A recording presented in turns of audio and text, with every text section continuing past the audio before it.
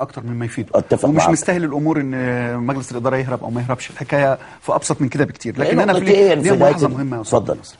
الزمالك مباح اعلاميا. ايوه، تخش الزمالك تطلع ب10 اخبار ب20 خبر في نص 700. ساعه. الانديه الثانيه الامور محدوده. مغلقة. النهارده امبارح الماتش خلص، جالنا خناقه شيكابالا مع ابراهيم، وجالنا مش عارف مين اللي عنف مين ومين اللي قال مين ومين في ايه؟ في ايه اللي بيحصل؟ ده شيء زي ما يكون خطه معروفه، وكأن فيه ناس بتقول احنا هنعمل 1 2 3 ان الزمالك ينهار، ان الزمالك يقع، ان الزمالك يبقى فيه مشاكل.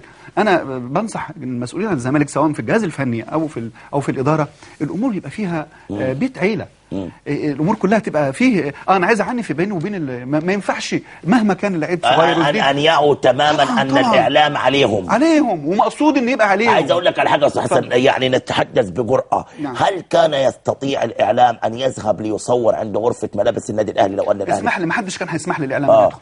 يعني هو الاعلام برضه مش يعني هو الباب المقفول بيقف، الباب المفتوح بيدخل. ما هو الاعلام دي شغلته، بيمارس هوايته. انا كصحفي مطالب ان انا اروح اجيب خبر، فاي باب بيتفتح انا بنزل اجيب منه خبر. لكن المسؤول عن الدار، عن البيت نفسها، أيوة. لازم هو اللي يكون متحكم وعارف ايه اللي بيحصل.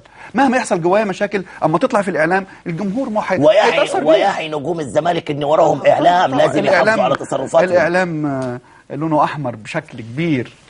الاعلام الرياضي بصفه عامه بيرسم وبيخطط وبينفذ اللي هو عايزه، خاصه مع